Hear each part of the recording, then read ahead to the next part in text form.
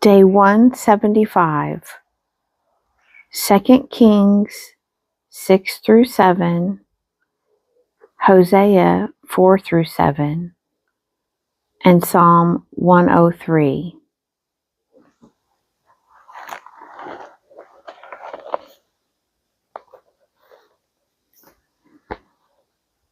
Second Kings 6. The miracle of the axe head. Now the sons of the prophets said to Elisha, "See, the place where we dwell under your charge is too small for us. Let us go to the Jordan, and each of us get there a log, and let us make a place for us to dwell there." And he answered, "Go." Then one of them said, "Be pleased to go with your servants." And he answered, "I will go." So he went with them. And when they came to the Jordan, they cut down trees. But as one was felling a log, his axe head fell into the water, and he cried out, "Alas, my master, it was borrowed." Then the man of God said, "Where did it fall?" When he showed him the place, he cut off a stick and threw it in there, and made the iron float. And he said, "Take it up." So he reached out his hand and took it. A Syrian attack is thwarted. Once, when the king of Syria was warring against Israel, he took counsel with his servants, saying, "At such and such a place shall be my camp." But the man of God sent word to the king of Israel, "Beware that you do not pass this place, for the Syrians are going down there." And the king of Israel sent to the place of which the man of God told him. Thus he used to warn him, so that he saved himself there more than once or twice. And the mind of the king of Syria was greatly troubled because of this incident. And he called his servants and said to them, "Will you not show me who of us is for the king of Israel?" And one of his servants said, "None, my lord, O king, but Elisha the prophet who is in Israel tells the king of Israel the words that you speak in your bedchamber." And he said, "Go and see where he is, that I may send and seize him." It was told him, "Behold, he is in Dothan." So he sent their horses and chariots and a great army, and they came by night and surrounded the city. When the servant of the man of God rose early in the morning and went out, behold, an army with horses and chariots was round about the city. And the servant said, "Alas, my master, what shall we do?" He said, "Fear not, for those who are with us are more than those who are with them." Then Elisha prayed and said, "O Lord, I beg you, open his eyes that he may see." So the Lord opened the eyes of the young man, and he saw. And behold, the mountain was full of horses and chariots of fire round about Elisha. And when the Syrians came down against him, Elisha prayed to the Lord and said, "Strike this people, I pray you, with blindness." So he struck them with blindness in accordance with the prayer of Elisha. And Elisha said to them, "This is not the way, and this is not the city. Follow me, and I will bring you to the man whom you seek." And he led them to Samaria. As soon as they entered Samaria, Elisha said, "O Lord, open the eyes of these men, that they may see." So the Lord opened their eyes, and they saw, and behold, they were in the midst of Samaria. When the king of Israel saw them, he said to Elisha, "My father, shall I slay them? Shall I slay them?" He answered, "You shall not slay them. Would you slay those whom you have taken captive with your sword and with your bow? Set bread and water before them, that they may eat and drink, and go to their master." So he prepared for them a great feast, and when they had eaten and drunk, he sent them away, and they went to their master. And the Syrians came no more on raids into the land of Israel. Ben-Hadad's siege of Samaria. Afterward, Ben-Hadad, king of Syria, mustered his entire army and went up and besieged Samaria. And there was a great famine in Samaria as they besieged it, until a donkey's head was sold for 80 shekels of silver, and the fourth part of a cab of dove's dung for 5 shekels of silver. Now as the king of Israel was passing by upon the wall, a woman cried out to him, saying, "Help, my lord, O king." And he said, "If the Lord will not help you, how shall I help you? From the threshing floor or from the winepress?" And the king asked her, "What is your trouble?" She answered, "This woman said to me, 'Give your son, that we may eat him today, and we will eat my son tomorrow.' So we boiled my son and ate him. And on the next day I said to her, 'Give your son, that we may eat him.' But she has hidden her son." When the king heard the words of the woman, he tore his clothes. Now he was passing by upon the wall, and the people looked, and behold, he had sackcloth beneath upon his body. And he said, "May God do so to me, and more also, if the head of Elisha, the son of Shaphat, remains on his shoulders today." Elisha was sitting in his house, and the elders were sitting with him. Now the king had dispatched a man from his presence. But before the messenger arrived, Elisha said to the elders, "Do you see how this murderer has sent to take off my head? Look, when the messenger comes, shut the door, and hold the door fast against him. Is not the sound of his master's feet behind him?" And while he was still speaking with them, the king came down to him and said, "This trouble is from the Lord. Why should I wait for the Lord any longer?" 2 Kings 7. But Elisha said, "Hear the word of the Lord. Thus says the Lord, tomorrow about this time, a measure of fine meal shall be sold for a shekel, and 2 measures of barley for a shekel, at the gate of Samaria." Then the captain on whose hand the king leaned said to the man of God, "If the Lord himself should make windows in heaven, could this thing be?" But he said, "You shall see it with your own eyes, but you shall not eat of it." The Syrians flee. Now there were 4 men who were lepers at the entrance to the gate.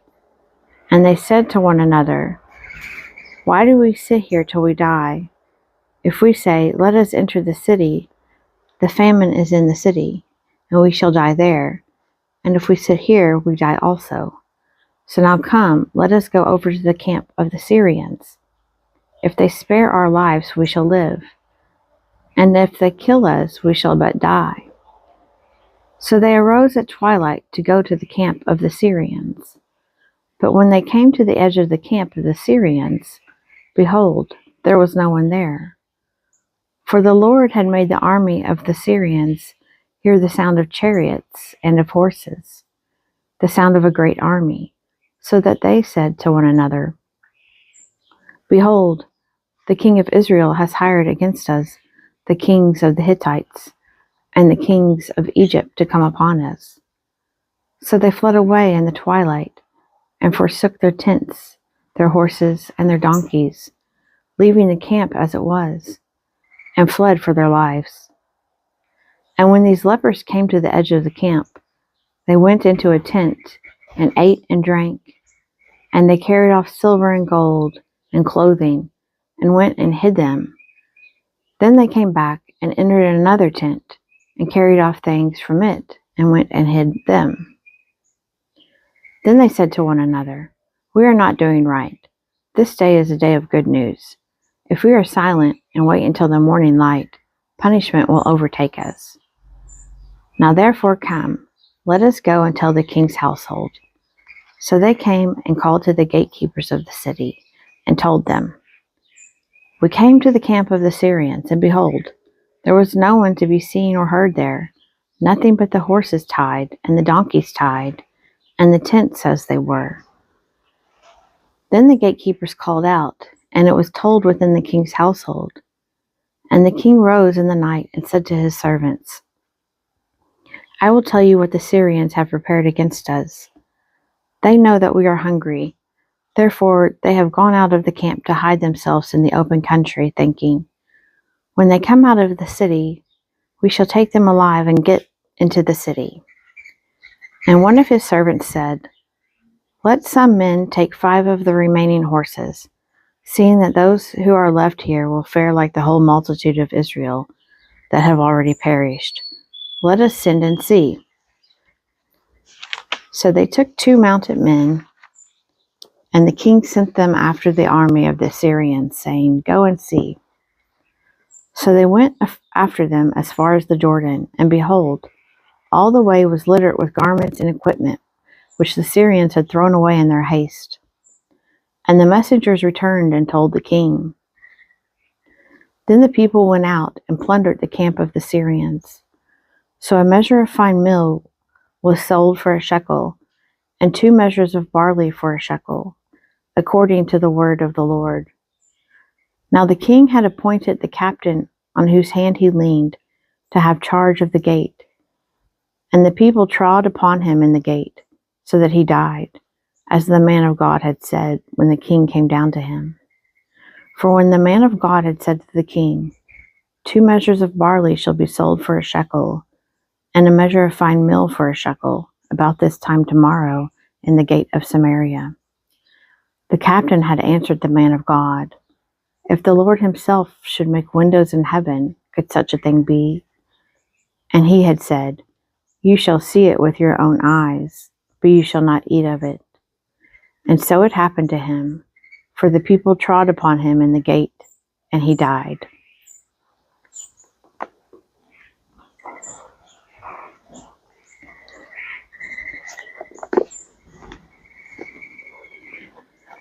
Hosea 4. God accuses Israel. Hear the word of the Lord, O people of Israel. For the Lord has a controversy with the inhabitants of the land. There is no faithfulness or kindness, and no knowledge of God in the land. There is swearing, lying, killing, stealing, and committing adultery. They break all bounds, and murder follows murder. Therefore the land mourns, and all who dwell in it languish. And also the beasts of the field, and the birds of the air, and even the fish of the sea are taken away. Yet let no one contend, and let none accuse, for with you is my contention, O priest. You shall stumble by day, the prophet also shall stumble with you by night, and I will destroy your mother. My people are destroyed for lack of knowledge, because you have rejected knowledge. I reject you from being a priest to me. And since you have forgotten the law of your God, I also will forget your children. The more they increased, the more they sinned against me. I will change their glory into shame. They feed on the sin of my people. They are greedy for their iniquity. And it shall be like people, like priests. I will punish them for their ways, and repay them for their deeds. They shall eat, but not be satisfied. They shall play the harlot, but not multiply, because they have forsaken the Lord to cherish harlotry. Wine and new wine take away the understanding.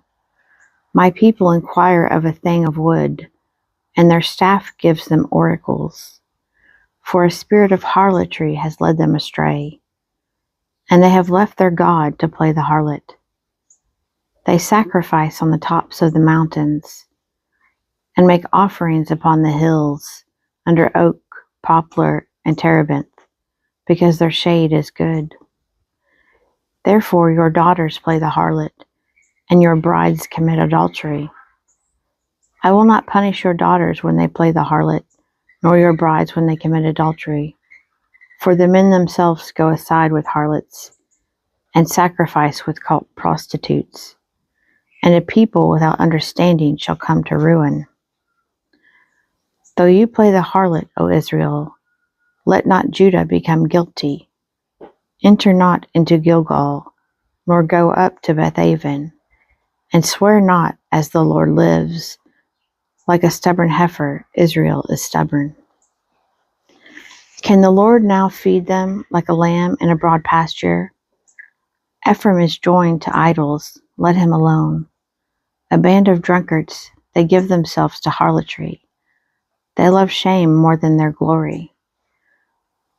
A wind has wrapped them in its wings, and they shall be ashamed because of their altars. Hosea 5. Impending judgment on Israel and Judah, and a call to repentance. Hear this, O priests. Give heed, O house of Israel. Listen, O house of the king, for the judgment pertains to you. For you have been a snare at Mizpah, and a net spread upon Tabor. And they have made deep the pit of Shittim. But I will chastise all of them. I know Ephraim, and Israel is not hidden from me. For now, O Ephraim, you have played the harlot. Israel is defiled. Their deeds do not permit them to return to their God, for the spirit of harlotry is within them, and they know not the Lord. The pride of Israel testifies to his face. Ephraim shall stumble in his guilt. Judah also shall stumble with them. With their flocks and herds they shall go to seek the Lord. But they will not find him. He has withdrawn from them. They have dealt faithlessly with the Lord, for they have borne alien children.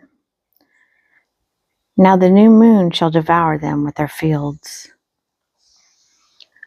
Blow the horn in Gibeah, the trumpet in Ramah. Sound the alarm in Bethaven. Tremble, O Benjamin. Ephraim shall become a desolation in the day of punishment. Among the tribes of Israel, I declare what is sure. The princes of Judah have become like those who remove the landmark. Upon them I will pour out my wrath like water. Ephraim is oppressed, crushed in judgment, because he was determined to go after vanity. Therefore I am like a moth to Ephraim, and like dry rot to the house of Judah. When Ephraim saw his sickness and Judah his wound, then Ephraim went to Assyria and sent to the great king. But he is not able to cure you or heal your wound. For I will be like a lion to Ephraim, and like a young lion to the house of Judah. I, even I, will tear and go away. I will carry off, and none shall rescue. I will return again to my place, until they acknowledge their guilt and seek my face. And in their distress they seek me, saying, Come, let us return to the Lord. For he has torn that he may heal us. He has stricken, and he will bind us up. Hosea 6. After 2 days he will revive us. On the third day he will raise us up, that we may live before him. Let us press on to know the Lord. His going forth is sure as the dawn. He will come to us as the showers, as the spring rains that water the earth. What shall I do with you, O Ephraim? What shall I do with you, O Judah? Your love is like a morning cloud, like the dew that goes early away. Therefore I have hewn them by the prophets. I have slain them by the words of my mouth. And my judgment goes forth as the light. For I desire mercy and not sacrifice, the knowledge of God rather than burnt offerings. But at Adam they transgressed the covenant. There they dealt faithlessly with me. Gilead is a city of evildoers, tracked with blood. As robbers lie in wait for a man, so the priests are banded together. They murder on the way to Shechem. Yes, they commit villainy. In the house of Israel I have seen a horrible thing. Ephraim's harlotry is there. Israel is defiled. For you also, O Judah, a harvest is appointed, when I would restore the fortunes of my people. Hosea 7. When I would heal Israel, the corruption of Ephraim is revealed, and the wicked deeds of Samaria. For they deal falsely, the thief breaks in, and the bandits raid without. But they do not consider that I remember all their evil works. Now their deeds encompass them. They are before my face. By their wickedness they make the king glad, and the princes by their treachery. They are all adulterers. They are like a heated oven, whose baker ceases to stir the fire, from the kneading of the dough until it is leavened. On the day of our king the princes became sick with the heat of wine. He stretched out his hand with mockers. For like an oven their hearts burn with intrigue. All night their anger smolders. In the morning it blazes like a flaming fire. All of them are hot as an oven, and they devour their rulers. All their kings have fallen, and none of them calls upon me. Ephraim mixes himself with the peoples. Ephraim is a cake not turned. Aliens devour his strength, and he knows it not. Gray hairs are sprinkled upon him, and he knows it not. The pride of Israel witnesses against him, yet they do not return to the Lord their God, nor seek him for all this. Ephraim is like a dove, silly and without sense, calling to Egypt, going to Assyria. As they go, I will spread over them my net. I will bring them down like birds of the air. I will chastise them for their wicked deeds. Woe to them, for they have strayed from me. Destruction to them, for they have rebelled against me. I would redeem them, but they speak lies against me. They do not cry to me from their heart, but they wail upon their beds. For grain and wine they gash themselves. They rebel against me. Although I trained and strengthened their arms, yet they devise evil against me. They turn to Baal. They are like a treacherous bow. Their princes shall fall by the sword, because of the insolence of their tongue. This shall be their derision in the land of Egypt.